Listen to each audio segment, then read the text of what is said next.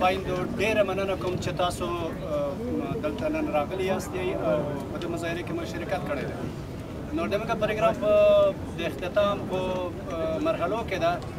زه د اتحادیې د مصر شاپور جان نه خواهش کوم چې هغه خپلې اختتامي خبرې تاسو ته واوروي او بیا هم زه وایم چې موږ به له تاسو سره یو، موږ به سره یو یو او یو ځای به په مخصوص تر څو چې خپل حق ترلاسه کړو. شاپور جان تاسو ته خبرې.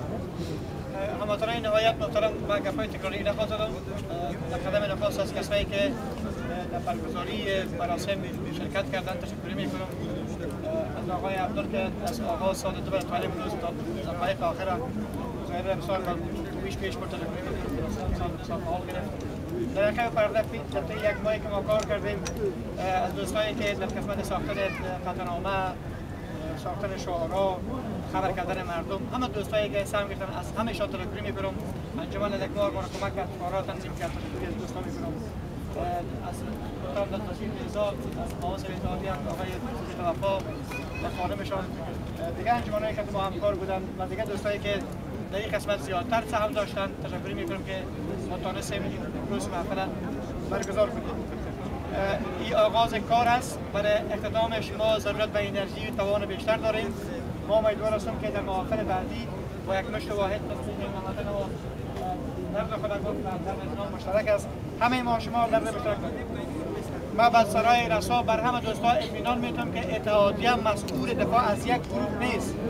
اتحادیه صرفی افغان هاست. درد افغان ها مشترک است. در درد مشترک احساس مشترک باید احساس شود. یک امروز ما با یک زیادتر کنار میاییم، صبا شاید با شما و هدف ما این خواهد بود که بر افغان سرنوشت تعیین شود. در هر حالتش ما ناگزیر هستیم که در مظاهره‌ای که دفاع از دیگه دوستان ارائه میشه همه دوستان جمع شوند و برعکس هم انتظار داریم که دیگه دوستان در این جمع باید متحد شوند. قطعنامه را تسلیم پارلمان کردیم. از انعکاسات بعدیش حتما شما را در جریان خواهد داشتیم. ما پیگیری ما صادقانه جریان داره. ما امیدوار هستیم که این صداقت به شکل درستش سفیر به دیگران شود.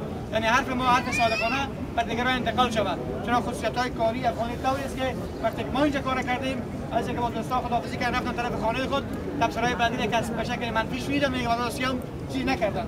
به اینکه با قلب گرم و امیدواری کامل همه گپا را متحد ساخته بریم به طرف اعتماد سازی و اعتماد سازی در این است که ما دفاع کنیم از حق افغان خود که حق خود ما است.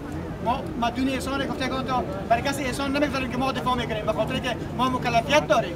این اتحادیه مکلف است که از حق افغان دفاع کنه، یا در کمپ و یا در خانه یا در زندان.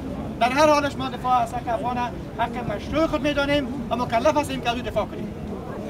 از تشریف آوری همه شما تشکر. فکر میکنم که دقایق آخر است پیشی که ما شما را پلیس فشار بده که برای اینجا ما دوستان تقاضا میکنم که ساحه را ترک بکنین و طرف خانه بخیر برین. از انعکاسات بعدی مظاهره از طریق سایت ها و از انعکاسات قطعنامه‌ای که پارلمان دادیم از طریق تماسایی که وجود داره ما دوستان در جریان قرار خواهد دادیم. رهبری اتحادیه شما را در جریان قرار خواهد داد و برای این دو دوستان که از نام کمپاس اومدن اطمینان میدم که 4 بند آخر قطعنامه مشخص برای تعیین سرنوشت شما. اگر اول ما آوردیم مسئله یک افه و در بخش دومی که بخش آخرش است مشخصا ما له 3 بند جابجا کردیم که همه گپا بخشش باشه. شما میتونین که خیلی سر معرفی کنین، تراپلا بگوین، کاتوایکا بگوین که مردم هفته 6 روز آزادی دارن، این مردم پیسه کم میگیره، این مردم آشپزخانه نداره، این مردم مثل بندی زندگی میکنن. این رو کدش اضافه کنیم بهتر.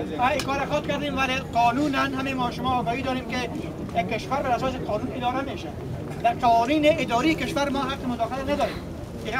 حرف کنه ما شما به خاطر اینکه قانون تصویب تنها بر افغان نیست، برای کل مهاجرینی که در کمپ است اما قانون جریان داره. ولی ما کوشش میکنیم که افغان ما سرنوشت پیدا کنن تا اینکه مشکل مقطعی حل شود. برای شما خانه بتان یا که در کمپ بر شما صورت مسافران برای 2 ماه 3 ماه خب بدت نمیخوره. بین ما شما سر قضایی کار کنید که او سرنوشت ساز باشه. در این شرایط همیاری و همکاری همه ما شما مدرسه ما کوشش میکنیم که در این شرایط همه دوستان را گفتگان کمک کنیم و شرط از این همکاری همه دوستان اینجا جمع باشند. از توجه همه شما تشکر. اگر سوالی نباشد شما را به خداوند کریم رحیم می‌سپاریم.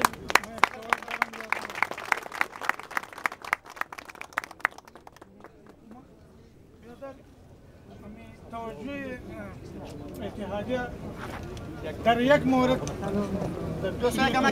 یک لحظه یک چیز برادرای بسیار قدرمند، ما تا 4 بجه دقیقاً وقت داریم از پلیس و حالی از 4-5 دقیقه دیر است. هر برادری که میخه یک صحبت بسیار کوتاه پیش از اینکه او بیا ما را از اینجا بسیار بیرون کنه که ما خودی با ختم کنیم. بسیار کوتاه. بازم از دوستا و از نوع اتحادیه که برای ما جور شده تقاضا میکنم، پیشنهاد اینمی است که در مقابل مهاجرین افغانستان حالا سیاست سابقه کنند کوچک